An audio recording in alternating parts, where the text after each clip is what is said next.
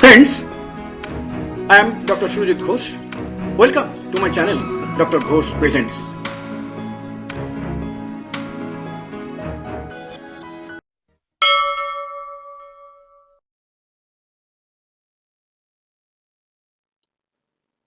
Hi friend, আমি doctor Surajit Ghosh. আমার channel doctor Ghosh প্রেজেন্টসে আপনাকে স্বাগত। আজকে আমাদের আলোচনা বিষয় সাধারণ অসুখ টিস্যু লবণ চিকিৎসা পর্ব 30 অশ্ব।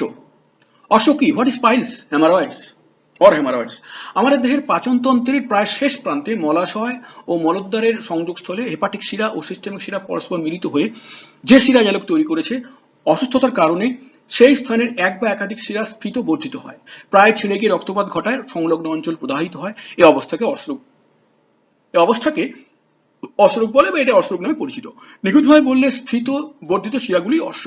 বাইরে থেকে দেখলে এরা ছোট ছোট গোলাকার মাংসের টুকরো বলে মনে হয়। ছবিতে দেখুন, এই হচ্ছে রেকটাম। এই রেকটাম শেষ হচ্ছে, আর এইখান থেকে অ্যানাস বা অ্যানাল ক্যানাল শুরু হচ্ছে। এই তলার 1 ইঞ্চির এই যে জায়গা, এটাকে বলে অ্যানাল ক্যানাল বা অ্যানাস। এখান দিয়ে আর কি মলটা বেরিয়ে চলে যাচ্ছে। এই জায়গাটা আমাদের বাটক বা পাছার শেষ অংশ আর কি এই জায়গাটা। তো এই যে মলাশয় আর অ্যানাল ক্যানাল এর জাংশনে এই ঘটনাটা ঘটে, যেখানে হেপাটিক শিরা আর সিস্টেমিক শিরা মিলিত হয়।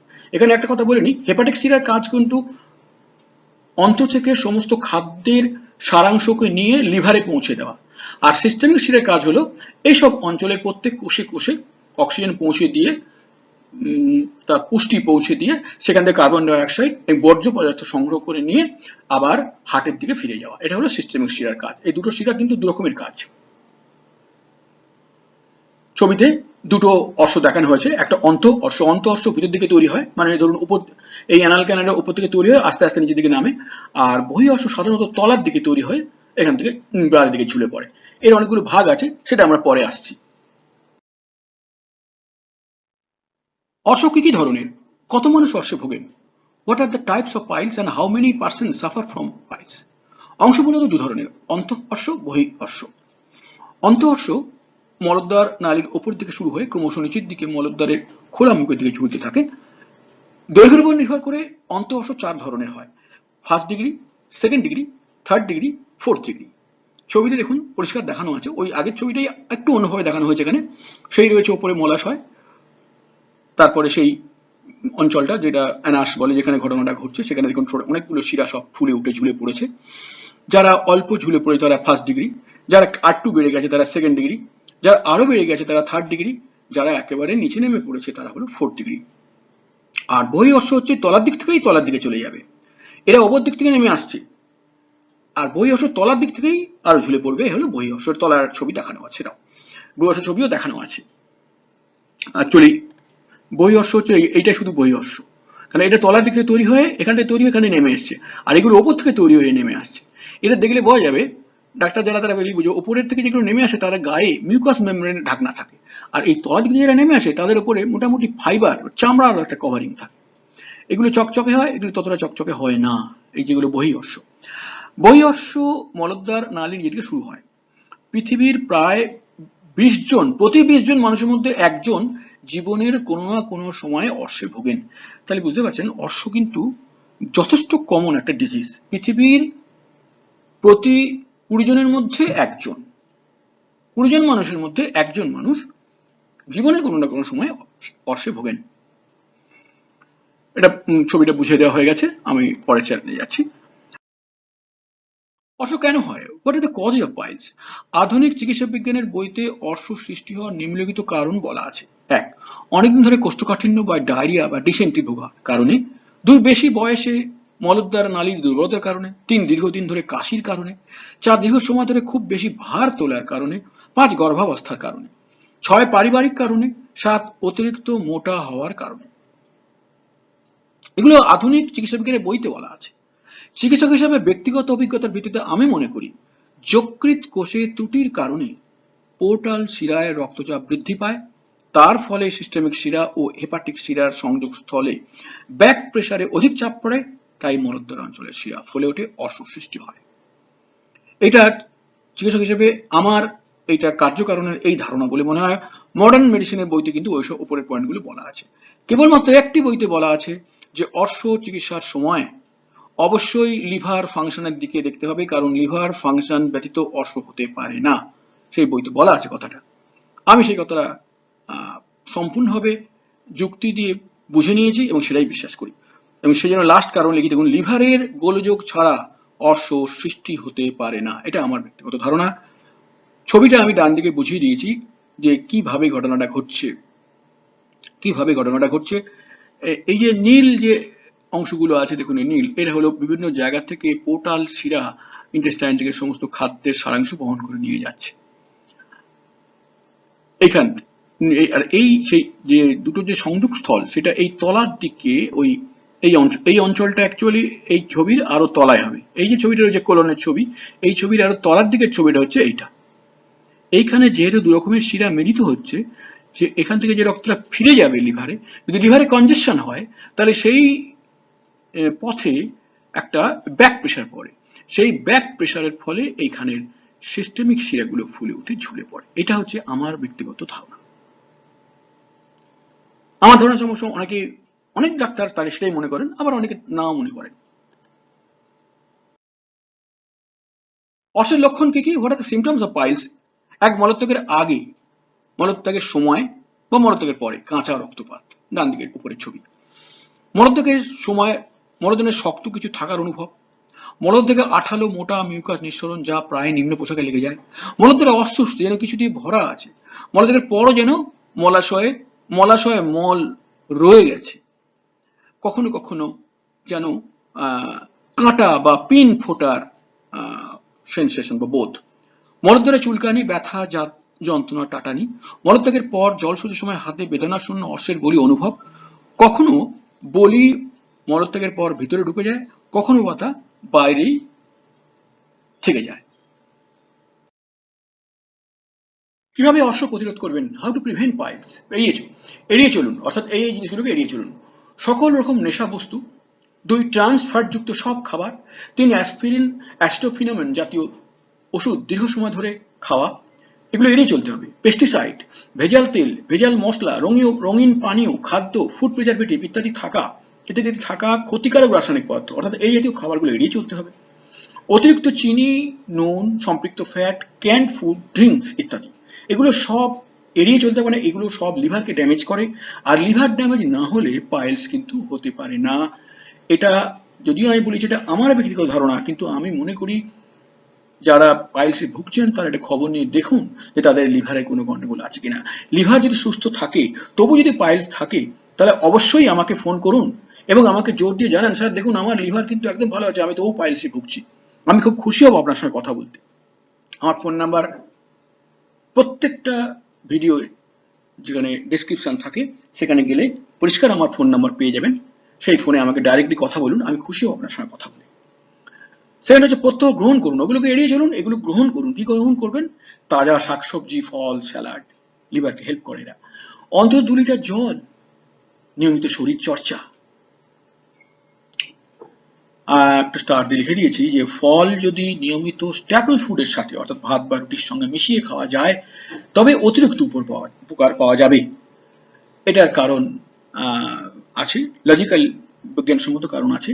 আপনারা ভেবে দেখুন, যদি বুঝতে পারেন, না বুঝতে পারলে আমি অবশ্যই বলে দেব। অর্শে কখন ফেরাম ফস প্রয়োগ করা হয়? ফেরাম ফস ফর পাইলস। অর্শ থেকে নিঃসৃত রক্ত টকটকে লাল, যা দ্রুত জমে যায়, অশ্বস্থান দপদপ করে লাল হয়ে ওঠে, যন্ত্রণাময়, নড়াচড়ায় কষ্ট বাড়ে, মলদ্বার বেরিয়ে আসে, বাংলায় অনেকে হারিসু বলে এটাকে। অর্শের প্রধান ওষুধ ক্যালকেরিয়া ফ্লোরের সাথে পর্যায়ক্রমে ব্যবহার করলে কখনো ব্যর্থ হয় না। সঙ্গে উচ্চ জ্বর, মুখ চোখ লাল, তীব্র পিপাসা থাকে, তবে ফেরাম ফসই একমাত্র ওষুধ। কারণ আপনারা নিশ্চয়ই জানেন যে ফেরাম ফস একটা অ্যান্টি ইনফ্লামেটরি মেডিসিন, অর্থাৎ প্রদাহের একটা জিনিস ফেরাম ফসে থেকেই যায় সবসময়, প্রদাহকে থামানোর ব্যবস্থা। সুতরাং যেখানে অসুখের মধ্যে প্রদাহ রয়েছে, ব্যথা, লাল হওয়া, জ্বালা করা, ফুলে যাওয়া, এই সমস্ত জায়গা হচ্ছে ফেরাম ফসের জায়গা। রোগী মাংস দুধ খেতে চায় না, ঠান্ডা পানীয় খুব পছন্দ করে। অর্শে কখন সালিসিয়া প্রয়োগ করা হয়? সালিসিয়া ফর পাইলস। মারাত্মক যন্ত্রণাদায়ক অর্শ, বাইরে ঝুলে পড়া কিন্তু সীমাবদ্ধ, পুঁজযুক্ত, খুব চুলকানি, ব্যথা মলাশয় ও অন্ডকোষ পর্যন্ত ছড়িয়ে যায়।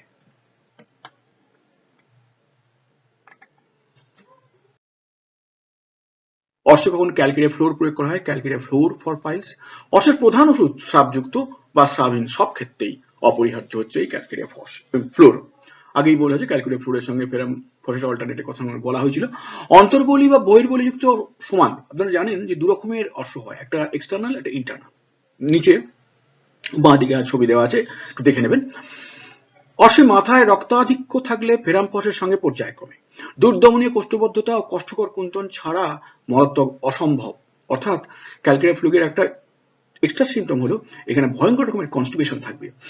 অর্শে কখন ক্যালিমিউর প্রয়োগ করা হয়? ক্যালিমিউর ফর পাইলস। অর্শ থেকে যখন চাপ চাপ কালো রক্ত বের হয় তখন ক্যালিমিউর ক্যালকেরিয়া ফ্লোরের সঙ্গে পর্যায়ক্রমে ব্যবহার খুব ফলপ্রদ হবে। জীবে সাদা বা ধূসর সাদা লেপ থাকবে, ম্যাপের মতো জীব হতে পারে। অর্শে কখন ক্যালিফস প্রয়োগ করা হয়? ক্যালিফস ফর পাইলস। রোগী নানা রকম মানসিক অসুস্থতায় ভোগেন, স্মরণ শক্তি অতি দুর্বল, অবসাদে দীর্ঘশ্বাস ফেলা, খিটখিটে ভীত সন্দেহপ্রবণ তন্দ্রাচ্ছন্ন, অর্শে খুব যন্ত্রণা, টাটানি, ব্যথা, চুলকানি।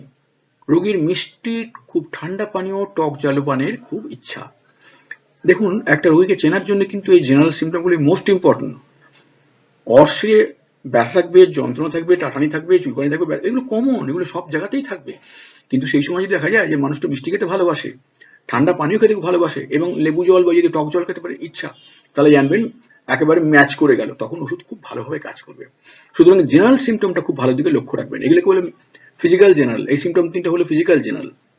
উপরে যে রয়েছে ভীত, সন্দেহপ্রবণ, তন্দ্রাচ্ছন্ন বা ধরুন খিটখিটে, স্মরণশক্তি নষ্ট হয়ে গেছে, এগুলোকে বলে মেন্টাল জেনারেল। এই দুটো যদি মিলে যায় তাহলে ওষুধ মার্ভেলাসলি কাজ করবে।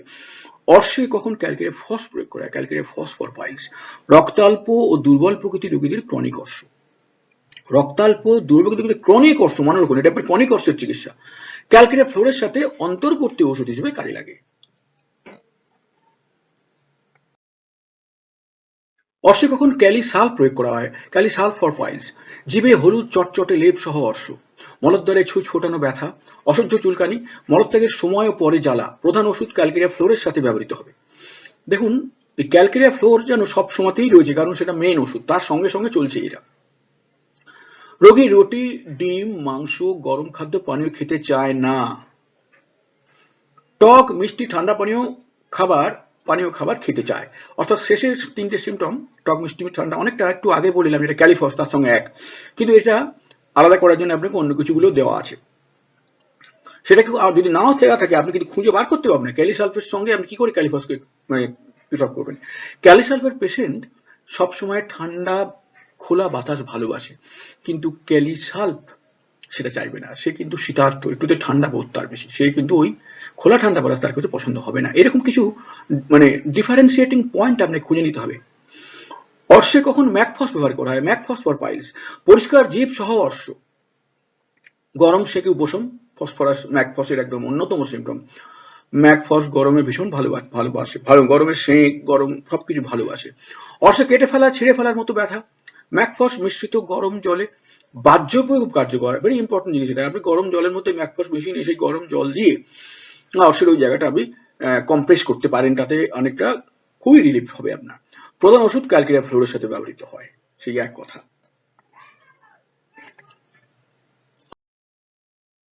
অর্শে কখন ন্যাট্রামিউর প্রয়োগ করা হয়? ন্যাট্রামিউর ফর পাইলস। জিভে আঠালো বুদবুদ ও ম্যাপড জিভ সহ অর্শ, মুখে জল ওঠা, তন্দ্রাচ্ছন্নতা দেখা যায়, মলদ্বার বেরিয়ে আসে, মলত্যাগের পর মলদ্বারে ভীষণ যন্ত্রণা, ভীষণ ইম্পর্টেন্ট সিমটম। মলত্যাগের পরও ঘন্টার পর ঘন্টা যন্ত্রণা থাকবে, এটা ন্যাট্রামিউরের একটা ক্যারেক্টারিস্টিক সিমটম। মাথা যন্ত্রণা, কোষ্ঠকাঠিন্য অর্শের সহ উপসর্গ হিসেবে থাকে, অর্থাৎ অর্শের সঙ্গে এই দুটোও থাকতে পারে।